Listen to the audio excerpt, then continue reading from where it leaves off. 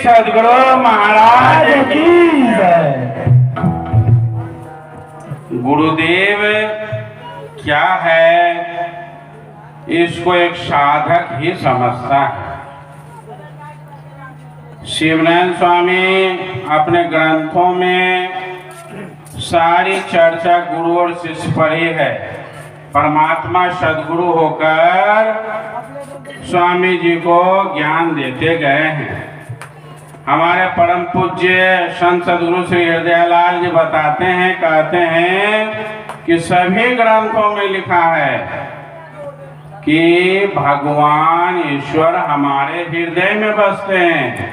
गीता के माध्यम से भगवान कृष्ण ने भी कहा कि भगवान हमारे हृदय में बसते हैं। ईश्वर मनुष्यानाम हृदय प्रदेशे स्थिति, अर्थात हमारे हृदय प्रदेश में रहते हैं। हमारे स्वामी जी ने कहा, सत्य पुरुष कर तार को जाऊं धरि विश्वास, शिव नारायण जानहु आत्मरूप प्रकाश। अर्थात वो सत्पुरुष है। कहाँ है? तो हमारे भीतर आत्मा के रूप में है। तो पूज्य गुरुदेव कहते हैं अपने आत्मा को जान लो। अपने आत्मा को जब जान जाएंगे तो परमात्मा को जान जाएंगे। इसलिए आत्मा को अर्थात अपने को जानने का प्रयास करें। अपने को जाने तो सब कुछ जान गए। हम लोग अपने को नहीं जानते हैं, दूसरे को जानते हैं। कारण हमारी ये दो आंखें दूसरे को देखती है, अपने को कभी कभी निहारती है। कब? जब अपने मुंह में स्नो पाउडर लगाते हैं तो देखते हैं अच्छा है, काला है, गोरा है, लेकिन अंदर नहीं झांक पाते हैं। अंदर झांकने की कला ध्यान में मिलती है। जब हम ध्यान करेंगे, आँख को बंद करके अंदर की तरफ ताकेंगे, तब हमें वह आत्मदर्शन होगा।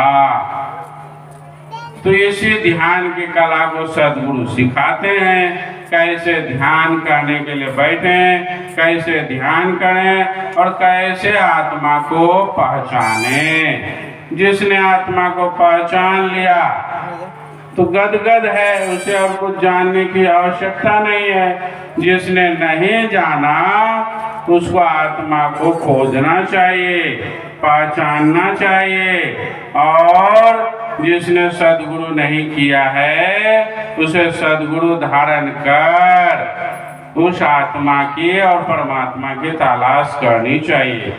मानव जीवन इसी में सार्थक है। अगर नहीं है, नहीं किए हैं तो तलाश करनी चाहिए और उस ओर बढ़ना चाहिए। फालतू के 50 तरह के अतिक्रम से कुछ होने वाला नहीं है। हमारा भगवान कहाँ है? हमारे भीतर, हमारे हृदय में। और पूज्य गुरुदेव कहते हैं भगवान है हृदय प्रदेश में। हम खोजते हैं उसको जाकर उत्तर प्रदेश में, तो कहाँ मिलेगा? कहीं नहीं मिलेगा। मिलेगा अगर तो अपने अंदर मिलेगा। स्वामी जी जो है स्पष्ट रूप से मोटी मोटी किताबों में कहा गए कि अपने भीतर खोजो। सत्य जीवन में आना चाहिए और सत्य के को जानने के लिए ही, समझने के लिए ही हम सत्संग करते हैं। अगर सत्य को समझ गए, सत्य का पालन करने लगे तो जीवन सफल हो गया। अन्यथा फिर हम सत्संगी नहीं बन सके। फिर और भी बहुत सारे बातों को बताया गया। आपको बता दूं, साधना मार्ग में पूज्य गुरुदेव जो क्रिया बताते हैं, जिसमें कि सांस की क्रिया होती है, उस सांस को ठीक से जानने वाले बच्चे लोग जरा शांति बनाकर रखें। सांस को जानने वाले पुत्र और पुत्री को उत्पन्न कर सकते हैं। ये साधना पद्धति का ही एक हिस्सा है। जो जानकार है वो अपने इच्छा अनुसार संतान को उत्पन्न कर सकता है। तो सत्य की ओर जब आते हैं हम लोग, तो एक छोटा सा क्षेपक में सुनाना चाहता हूँ थोड़ा समय लेकर। एक शहर में कहा जाए या गांव में एक बड़ा ही धनाढ्य व्यक्ति था और वह हाट लगाता था। उसका हाट था, वह हाट लगाता था। धर्मात्मा था, सत्यवादी था। उसका कहना था कि दिन भर हाट में जो बिका, ठीक है, अगर जो नहीं बिकेगा उसे मैं खरीद लूंगा शाम में। मैंने वो घूम कर नहीं जाए। और ऐसा ही करता था वह। दिन भर सामान जो बच जाता था वह शाम में खरीद लेता था। इसकी यह सत्यवादिता इतनी अधिक फैल गई कि धर्मराज को मजबूर होना पड़ गया उसकी परीक्षा लेने के लिए। धर्मराज आ गए, क्या बेचने के लिए? कबाड़ी बेचने के लिए। कबाड़ लेकर टूटा फूटा चौकी का पौवा, चौकी का चौकट, आपका लकड़ी वगैरह सब या टीन वगैरह सब लेकर के बैठ गया। अब कबाड़ी कौन खरीदता? ग्राहक नहीं हुआ। जानकारी के लिए बता दूं, कबाड़ खरीदना नहीं चाहिए, उससे दरिद्रता घर में आती है। लोगों ने नहीं खरीदा। जब खरीदा नहीं, शाम हो गया, तो अब राजा का सिपाही घूम रहा था तो कहा कि ये ले, इसका तो बच गया सामान, अब क्या होगा? तब जब राजा क्या कहा जाए, वो सेठ को खबर दिया, कहा कि ठीक है खरीद लो। तो कीमत जब पूछा तो कहा 1000 रुपया ले लो। पुराने जमाने की कहानी। कहा कि ले, कबाड़ का 1000 रुपया कौन देगा? 200 रुपया देते हैं, दो। कहा कि नहीं, लेना है तो 1000 लगेगा, नहीं तो छोड़ो। इस तरह से उस सेठ से बातचीत करते हुए अंततः वह 1000 रुपये में कबाड़ खरीद लिया। क्योंकि शर्त था, सत्यवादी था, उसको वह हाट का चीज को उसको खरीदना ही था। कबाड़ खरीद कर ले आया घर में रखवा दिया। अब घर में कोई दरिद्रता खरीद कर लाए तो क्या नतीजा होगा? गरीबी बढ़ेगी। वह इसी तरह से रात में जो है बाहर अपने बरामदा में बैठा है कुर्सी में और चिंतन कर रहा है। धर्मात्मा था, सत्यवादी था। इतना में देखता है क्या, एक दिव्य महिला सुंदर सजी धजी उसके सामने प्रकट हुआ। कहा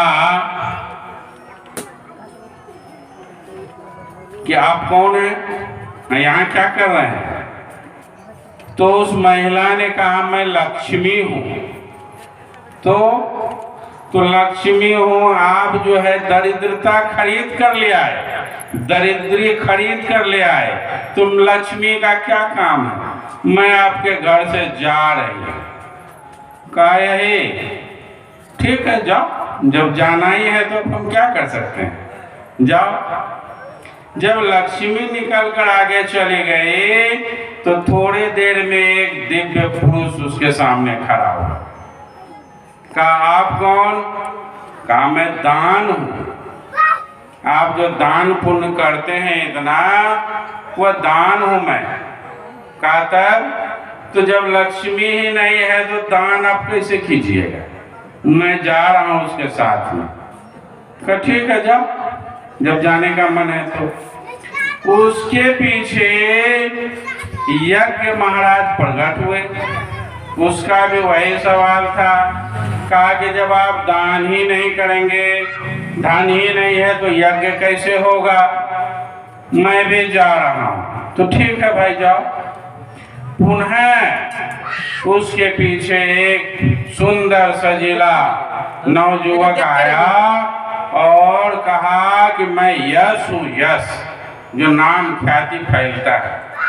कहा कि आपके घर में ना लक्ष्मी है, ना आप दान कर सकते हैं, ना यज्ञ आदि कर सकते हैं, तो फिर यश कैसे हो? इसलिए मैं भी जा रहा हूँ। कहा ठीक बात है, ऐसा ही बात है तो जाओ, सब एक एक करके चलते जाओ लाइन लगा कर। और फिर अंत में एक सुंदर दिव्य पुरुष प्रकट हुआ और कहा कि आप कौन? कहा मैं सत्य हूँ। तो सब जब चला ही गया तो मैं रहकर क्या करूँगा?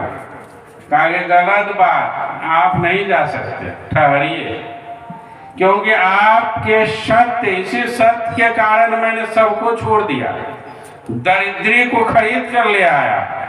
इसी सत्य वचन के कारण आपको नहीं छोड़ सकता हूं, आप नहीं जा सकते। ठीक, सत्य रिटर्न घर के अंदर। और फिर जब सत्य रुक गया, सत्य नहीं गया, ध्यान दीजिएगा बात को, सत्य को उसने रोक लिया।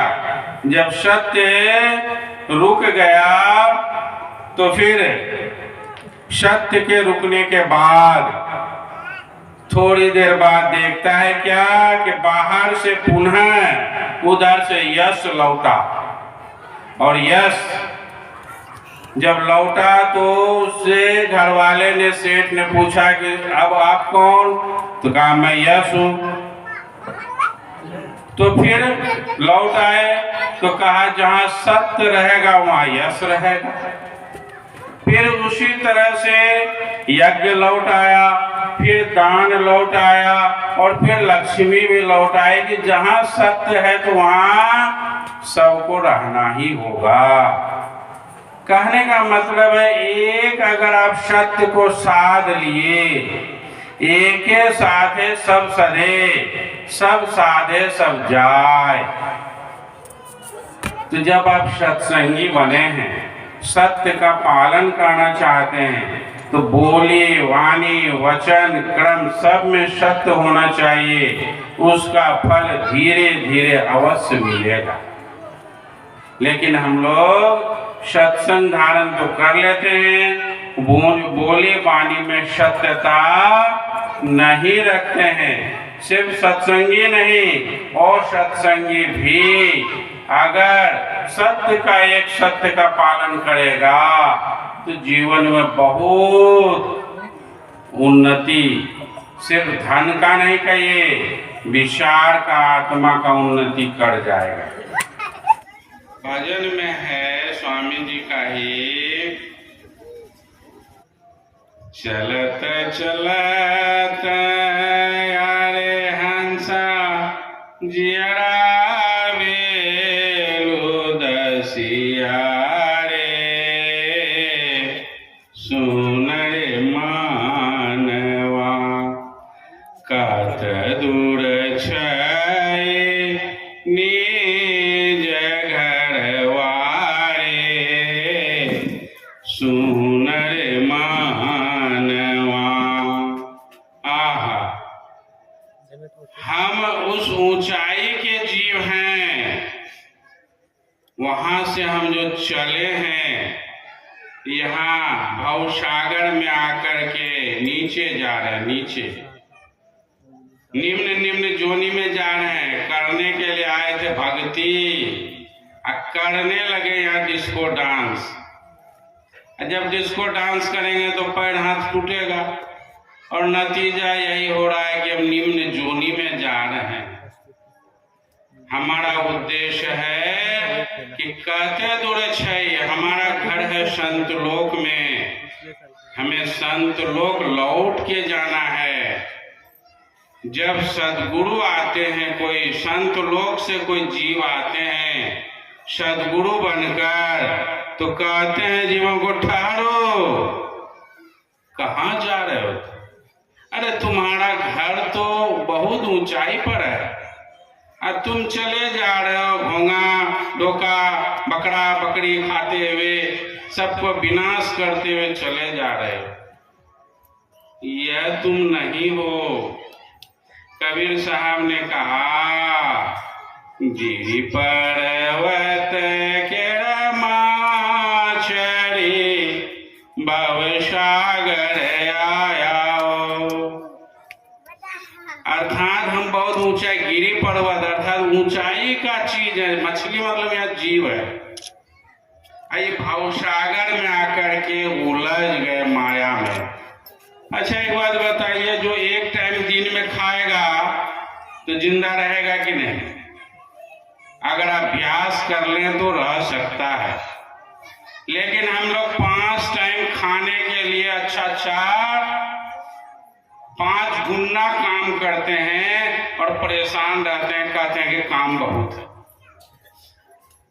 अरे उसको कम कर दीजिए, खाइए कम काम होगा। लेकिन नहीं, खाना है ज्यादा, काम भी ज्यादा, घर भी बनाना है आलीशान आलीशान, काहे देखा देखी। अरे झोपड़ी में भी जीवन कट सकता है।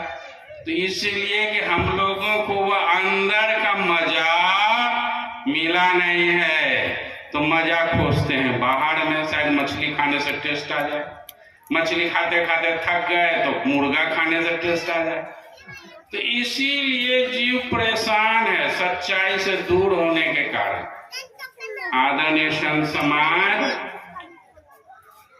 कम करके सदगुरु का बात को सुनकर हम लोग आगे बढ़कर अपने निज देश को जा सकते हैं, निज घर को जा सकते हैं। सदगुरु महाराज की